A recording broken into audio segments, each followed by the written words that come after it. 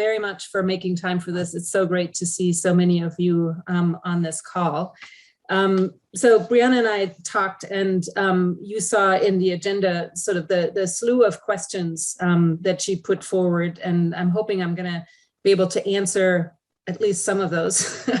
It's such a hot topic, and I also want to acknowledge Carl Schultz's on this call. You know, Carl has his own efforts going on in this, very specifically dedicated to developing adaptation metrics. So I think he should be the next speaker so that you hear a second perspective on this. I just want to acknowledge we're only beginning to work this out. The context obviously for this couldn't be more apropos, with COP going on, where adaptation is probably a bigger theme than it has been in many of the other conferences, and where there is this looming question whether or not we should identify quantifiable metrics of adaptation progress. There's certainly a lot of top-down pressure to do that, particularly from the funding side, but there's bottom-up push against doing that, if you will, at least not having one standard set of goals, indicators, and metrics. So it's a really interesting tension, and I'm sure we could discuss just that question in this group here for a very long time. Obviously, the bigger context of COP is the global stocktake that's supposed to happen for the first time in 2023. And then every 5 years thereafter, what should we measure? How do we do that? With what data sources? They're all over the place, all over the world. And then how do we aggregate that? And of course, here in this country, not only is that whole international context important again, since we rejoined Paris, but you've all seen the new federal adaptation plans, all the efforts now coming out of the Biden administration. States and local resilience work is going on, where the question of metrics is growing, and I'll speak to some of that. So anyway, this is super timely conversation. I want to just upfront start with, what are we talking about, and what do I mean by a metric? That was one of the questions. I personally distinguish indicators and metrics, where the indicator is, say, a quality or a trait or a state of a system. What's the state of the food system? What's the state of our coastal protection, or whatever you want to think about, that suggests to you, something that gives you a clue as to what you're interested in. So in this case, we're interested in the effectiveness of adaptation, into progress being made, in the success of it, right? And one indicator, I'll just give you one example. Say you want to find an indicator for what is a good or successful adaptation decision-making process. Transparency might be one of those indicators, not the only one, but it basically would tell you that the process is open and accessible. Stakeholders know that how the decisions are being made, and it's not yet whether they can participate, but it's at least one way they can see it. And we all know that that's absolutely crucial for building trust. And we know how important that is, right? So it's just one example of something you might be interested in. Now, how would you measure that? Well, in the case of an indicator or a metric for transparency, qualitatively, you might say, well, are relevant documents, information freely and accessibly available on websites, for example? Yes, no, partially. That's a qualitative statement that you might make. Quantitatively, you might run a survey and look for the proportion of people who perceive a process to be transparent, right? So there are different ways to go about it. Now, what's important here is that there's typically more than one indicator for whatever you're interested in. There's typically more than one metric per indicator. And sorry to say, this is the upshot of today's conversation, there is yet no list of preferred or best indicators and metrics. And if anybody says they are, it's basically one that's contested. I can swear to you that's what's going to happen, because everyone will say, well, that doesn't work here, which is exactly that tension between having a standard list versus having something that's super tailored to whatever little thing that each one of us is working on. Now, why do we bother? How do we think about metrics entering into policy? And I think what's important here is for all of us to remember we're already living with a raging performance machine. I'll just put all these keywords up here.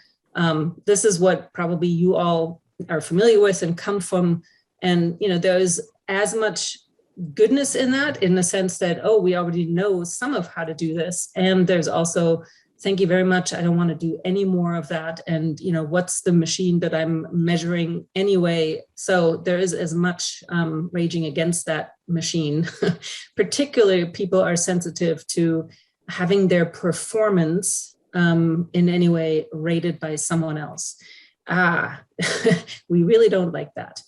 And it is absolutely highly relevant in the politics of adaptation. Just think about, how often we say, oh, can we show to someone, whoever that is, someone important, that we're already doing what we so overly ambitiously promised that we could do?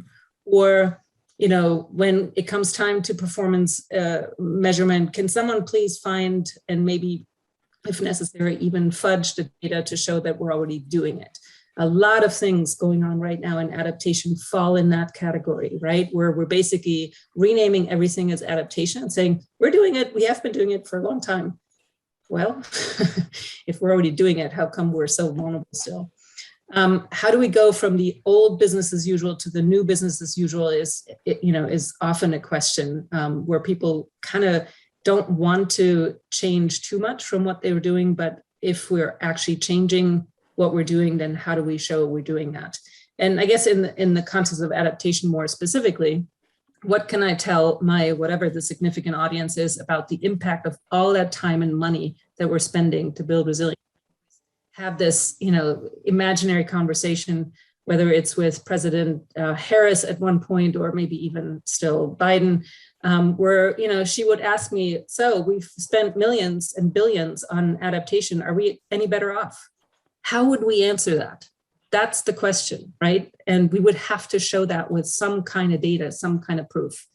Well, in the work that I've done over the last 10 years, and I'll say more about that in a moment, what we found is that people basically want to know about adaptation success and measure progress for 5 reasons. I mean, the overarching one is sort of, we all have some kind of responsibility, or the decision makers have some kind of responsibility for just safeguarding the communities that they work in, some assets, something that's important to them.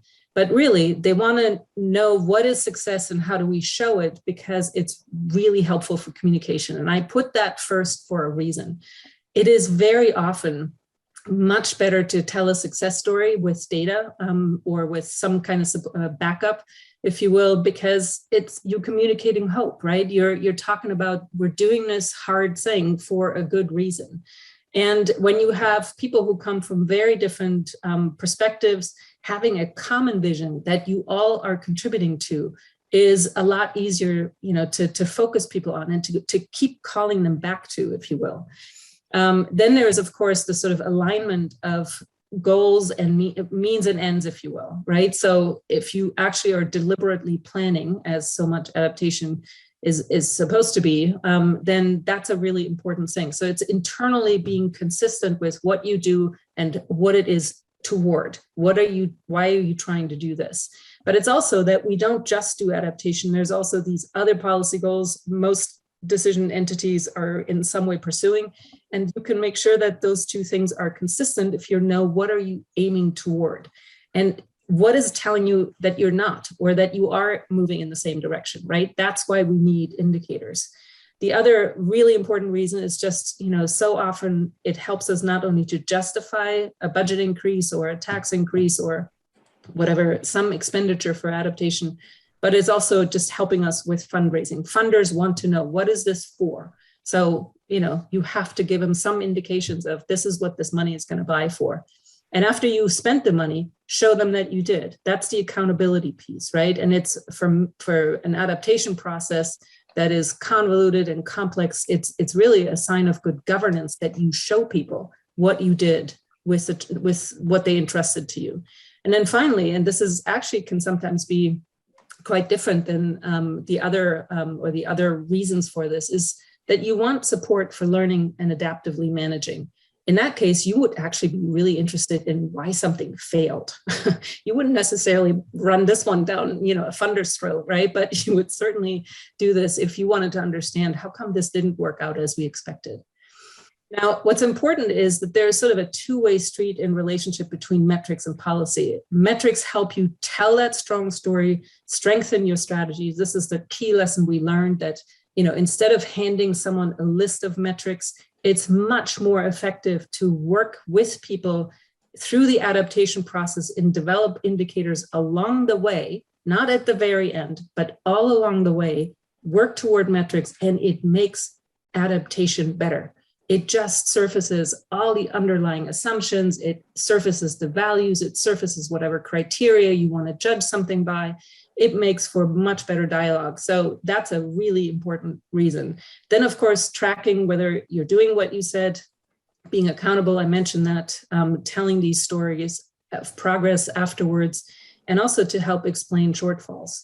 The other way that it works is when policy helps you with developing metrics. So either by setting a vision of success or by demanding metric development that makes you actually go through that whole process, whether it demands adhering to standards or putting in place the funding for monitoring and evaluation, so often the linchpin of why we're not doing this. And of course, oftentimes policy can set a rhythm for how often you have to go back and look at it again. And that tells you how often you have to basically evaluate whatever, you know, what have we learned from the metrics that we've collected. Now, so then the question is, of course, what are we measuring? And this is really important, I think I want to emphasize here. There is one reason you might do this, and that is to track the performance of the adapting entity. So imagine, you know, agency A, like all these federal agencies now, put their adaptation plan forward. Are they actually doing what they said they would? All of us out here can go back to the agency and say, hey, you didn't do this, you didn't do this. So it can be very important for the political process to keep the pressure on, right? Is politician B doing whatever she promised when she ran for office? Another way in which, you know, it becomes really, really important, whether or not we have anything to track that with.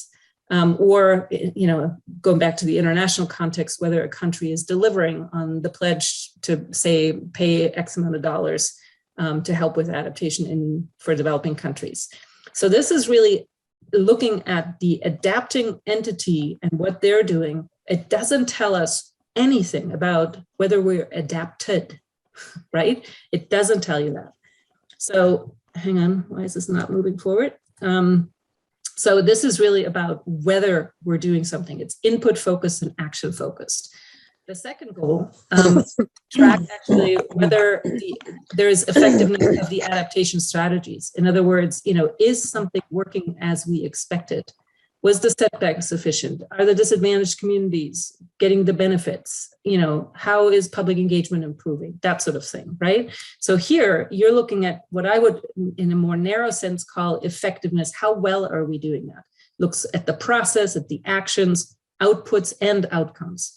And the final one is, are we, you know, you might be interested in the extent of adaptation in both finance and actions. Do the communities have the access? Are they getting enough? Are they doing enough? Are they focusing on all the key vulnerabilities? Are we, you know, you might even add, are we ready for the next disaster? That sort of thing. So here you're interested in adequacy. How much are we doing that? That can bring attention to the barriers to adaptation. Also, again, to input, but also, do we have the capacity and outcome in a different sense? You know, you might do one adaptation project really, really well in one place only, but the rest of your coast is unprotected. That's not enough, right? So you might be really effective, but totally inadequate at the same time. I don't think you can answer adaptation success unless you look at all three goals ultimately. And that's actually written right into the Paris Agreement. I'm not going to go into this in great detail, but on the right here, you see what that goal is. Parties hereby established a global goal on adaptation of enhancing adaptive capacity, strengthening resilience, and reducing vulnerability. Super wishy-washy, right? We don't know what that means. With a view to contributing to sustainable development. So there's a co-benefit or a contextual way in which the success is defined, and ensuring that it's adequate in the context of the temperature goal. Now, I would say that is a little narrow because we're obviously blasting right past the temperature goal of 1.5. So it's really in the context of whatever adaptation or whatever temperature, global temperature is realized, right? So adaptation for it to be successful has to work even if it's 2.5 or 3, right? Or possibly more, but that's probably not going to work. So one way to sort of come back to what I just said about the 3 goals, this first part here, this enhancing adaptive capacity, that's really, what are you trying to achieve? What's the outcome you're looking for? Whereas, you know, how well we're doing that is a question you can ask about that. And then, especially with that second contribution of, you know, are we, or the second condition, if you will, are we contributing to sustainable development? And is it adequate in the context of whatever the temperature goal of the actual warming, right? So to me, there are some really important implication for adaptation. If it's successful, it has to reduce disaster risk and minimize impacts.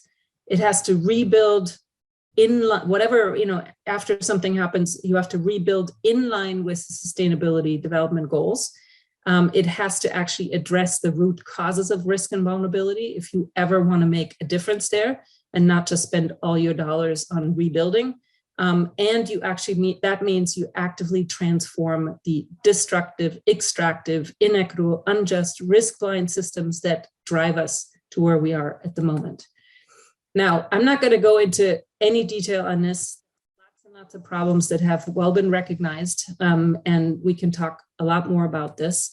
But I want to sort of give you a sense of how the toolkit that we have helps with that. Now, one thing that's important here is it actually is a use-inspired toolkit. It comes from having worked with coastal managers on the West Coast to develop a framework for what are the key dimensions of adaptation success. I saw Joel Smith on this. He was part of that originally. It also draws on a book where I pulled together people working on it and have looked at very different slices of the adaptation challenge and what do we know about how to succeed in that context. Then I worked with the NEARS, the National Estuarine Research Reserve System, in 5 different locations on whatever challenge they had, whether it was rebuilding after Sandy, whether it was, you know, developing momentum for regional adaptation, whether it was on the reserve adaptation, whether it was writing a new comprehensive plan update, whatever, right? So it really, that's where the experience came from. And from that, we have then developed a toolkit that essentially walks you through the process of, from step by step, how would you go about identifying the metrics that are right for you? So this is getting to a tailored toolkit, not here's the standard set. This is what it looks like. You know, you can see resiliencemetrics.org is the website. Explore it. There is a great sort of interactive tool that helps you identify where to plug in. If you're already in the middle of your process, you can identify that. What you find is basically the basics on how to, you know, what adaptation resilience is, how we think about adaptation success, basics of evaluation, and so on. Then we, you know, basically from our own work, we've developed facilitation guides, job aids, case examples, publications, and including sample lists of indicators, but it's just a sample, it's just a start. And then there's other work in there by other people, testimonials, background information, contact if you want to work with us, and so on and so forth. So that's, I'll say no more about that at the moment. We're not alone. What you see here is a list of all the folks who are working on this right now, including the U.S. Climate Alliance.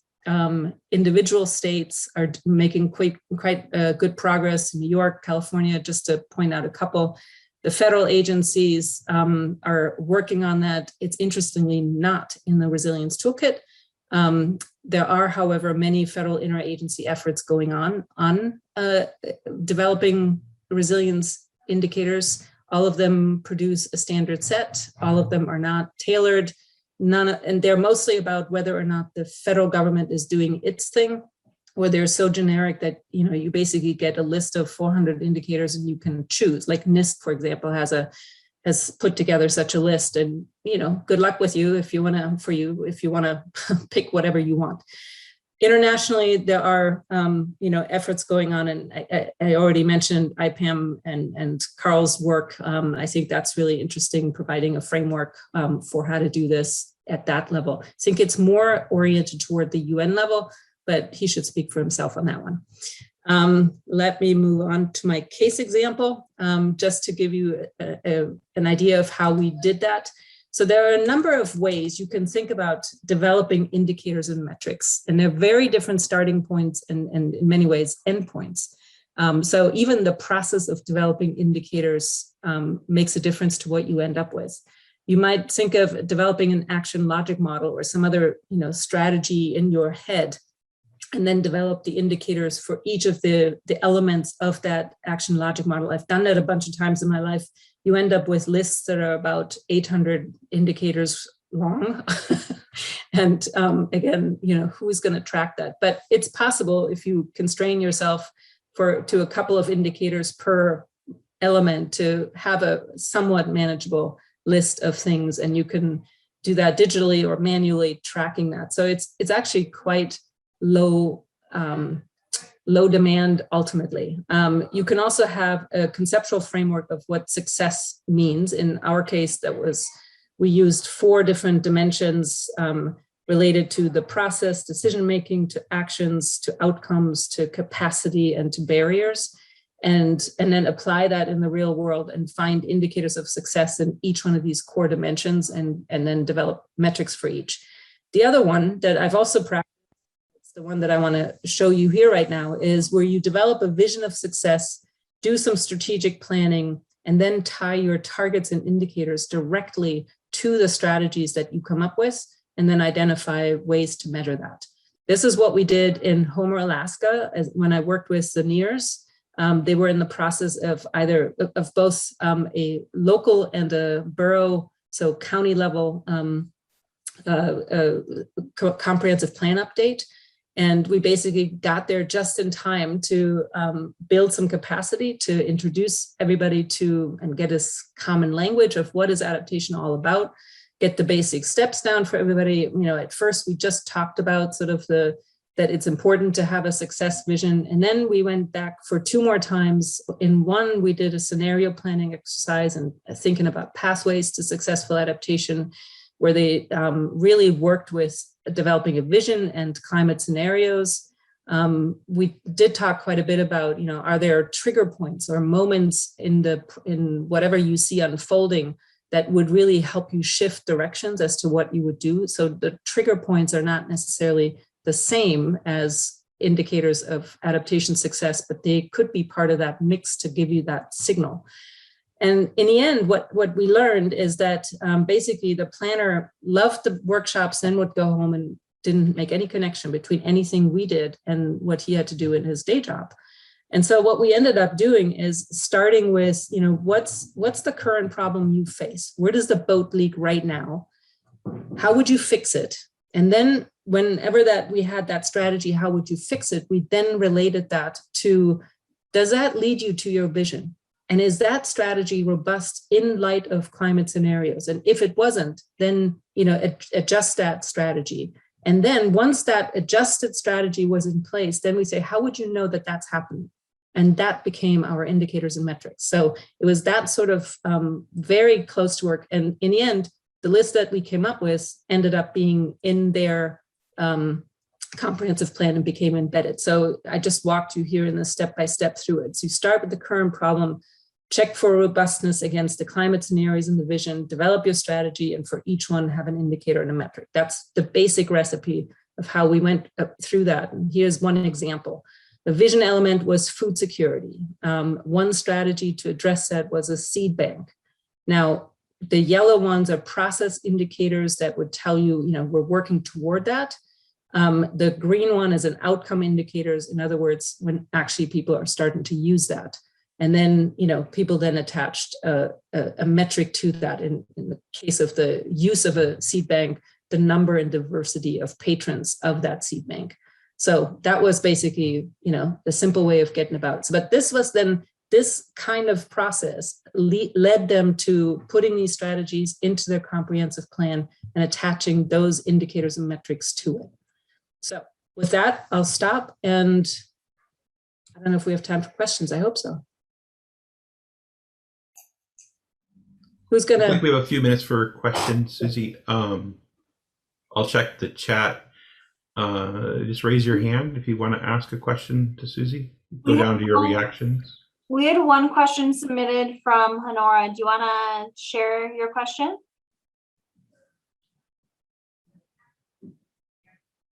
Okay, I was just curious about if you had looked at any measurements against the strategic development goals of the 2030 agenda, since that's already kind of a goal for the Paris Climate Accord, and I know that's what the stock taking is supposed to be measuring against, progress against those. Yeah, so to the extent that I mean, ultimately, that's the vision of success, right? The achievement of the SDGs is the vision of success, if you will. In the work that we did with NEARS, nobody paid any attention to that. That was just simply the reality that, the US seems to be oblivious to the rest of the planet and to those processes and commitments. And so I think what's true, though, and I will say that, when you ask people for their own vision of success, it is the more locally relevant version of that. It's quite frankly, motherhood and apple pie. It's what everybody wants, right? So while there is no formal link, but that's what people ultimately want. Thanks. Miles? Hi, yeah, Miles Gordon. My question has to sort of do with your overall perspective on metrics. I tried to for some context. I'm in a utility regulatory world here in California, working on utility safety and wildfire mitigation stuff. And we just spent a year working on a proceeding trying to get some metrics in place for basically utility safety and operational metrics and safety performance metrics. And something that sort of came up in that year-long conversation was like how many metrics and what behavior are those metrics driving? Because you can try and measure one thing and it can put in place sort of perverse incentives, if you will. And kind of a solution to that, or our thinking on this, has been the solution to that is more metrics to measure what you want. And so I guess I'm just wondering, what's your perspective on that? And furthermore, can there be too many metrics? Oh, absolutely. So we already have a lot of metrics that nobody ever reads about or cares about or looks at. So in some ways, there's its own lock-in process and a very unadaptive approach to this that we don't ever look back. We just feel like, just because we have money to measure this, it must be important. And so therefore, let's go forward with it, whether or not anybody ever actually cares about or whether those data are meaningful. So I think it's, it opens a can of worms, right? Because someone is attached to those metrics and might get really pissy if we don't measure them anymore. But there are also ways when you actually think, ask people honestly, like, how useful are the data that you already are tracking? It's astonishing how unimportant many of them are. Some of them are, and maybe those are worth keeping. But I would ask, as anybody who has been involved or is involved in developing metrics, I would strongly urge you not just to measure what you can because the data is already there or because you already have to, but really ask the question, do you care? And does it tell you anything? And what does it tell you? So I'll leave it there, but that's my perspective.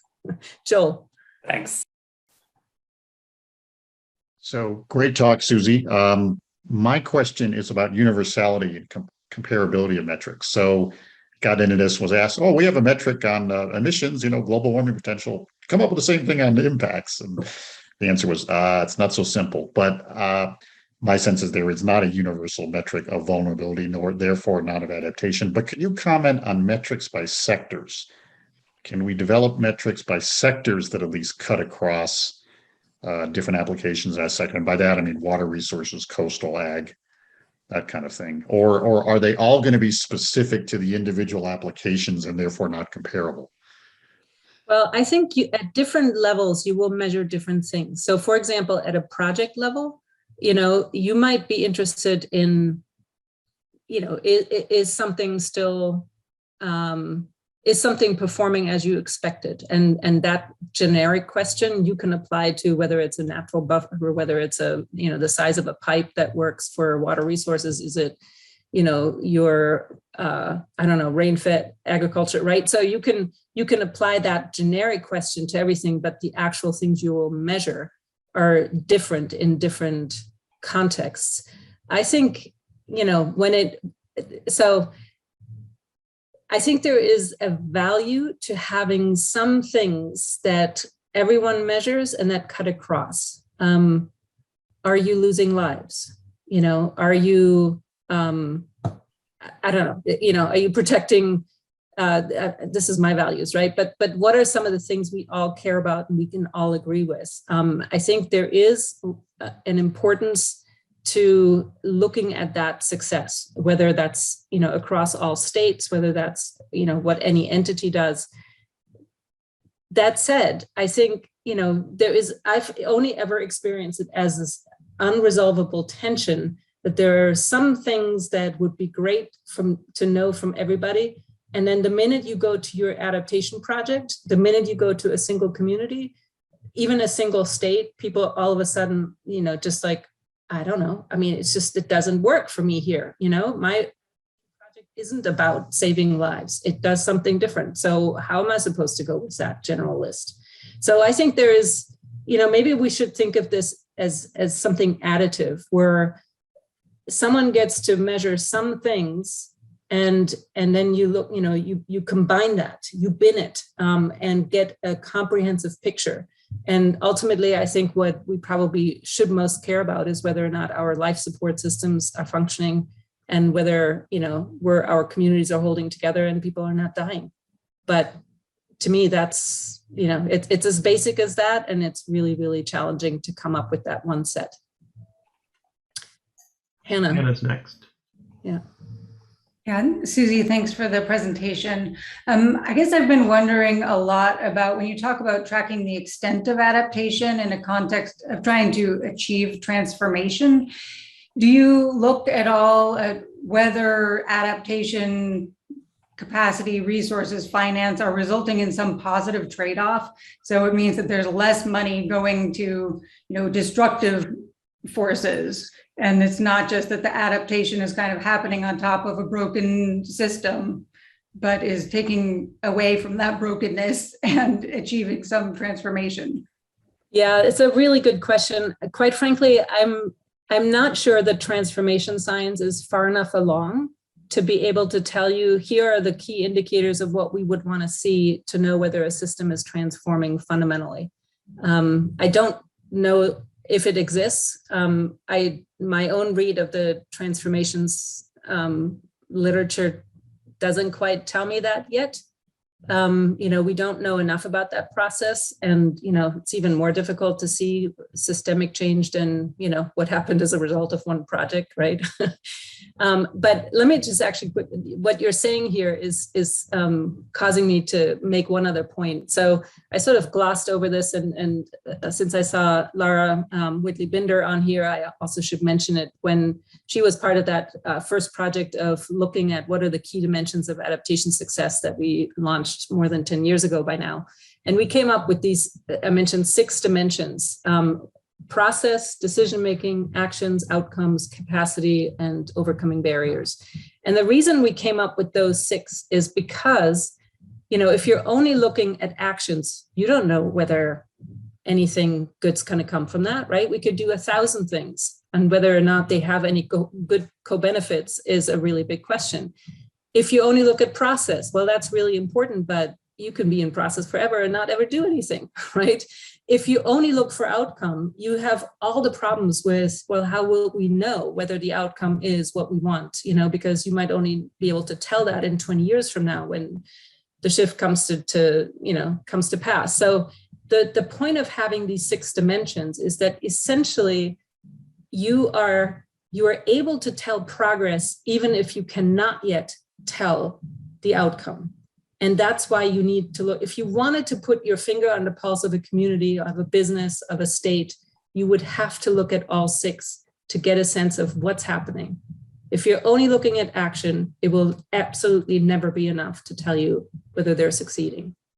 So, and I think that's, it's maybe even more important in the context of transformative change, when, you might have to spend a good long time building a process where there is trust, where people have space to, explore their visions of success, deal with past trauma, whatever, right? Before they can even open up to thinking about how should we do this different? How can we change the system more fundamentally? And so in that context, process indicators might be really, really important, but you might not see the outcome for decades, for generations. Angie. Oh, hi, Susie. Such a good conversation, very clarifying. I've got a lot of experience doing vulnerability metrics, trying to compile vulnerability metrics specifically for tribes. Now we have a project trying to help tribes in California specifically move from their vulnerability adaptation work into, the evaluation that goes along with implementation. And part of what I find is that it's what you're saying. It's like there's these different buckets of metrics, and one of them is one bucket is asking the question is, are we resilient? And it's like a snapshot score that you can apply to any community, whether or not they've done adaptation planning. And I feel like that's really important, but it's often divorced completely from the process of doing a vulnerability assessment or an adaptation plan. And I want to I'm digging into how I can thread through what we learned in a vulnerability assessment all the way through to continuous evaluation. And one way I think that is necessary, we haven't come up yet, is the role of targets. So establishing targets against the risks that you've identified. So you say, okay, heat-related illness is a big risk. Here's my number right now. Here's where I want it to be. And that might be more prescriptive than is even humanly possible. But I wanted to hear your thoughts on setting targets against the problems that you've identified, so that you're going back to the things that we really feel like we needed to address. And yeah, we can measure how well our performance has been on our strategies, but we really want to know, did we reduce the risk? That's ultimately, I think, what we care about. But then the problems become attribution, right? Like, did the strategies reduce the risk? Well, maybe it was the strategies, maybe it was something else. And then metrics babies, right? Because there's then they all start multiplying. Yeah. So, God, there's so much in what you just said. So first of all, to me, let me start with that. Vulnerability indicators are a snapshot of the current outcome, the present times outcome of all your past decisions. In that sense, you could say vulnerability indicators in the future, taken again, measuring them again in 5 years and 10 years, whatever, will give you the next sort of snapshot of how your choices have affected that.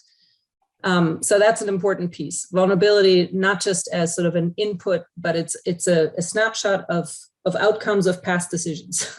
So that's number one. The second one is, if you're interested in resilience, most people have very different understandings of what that means.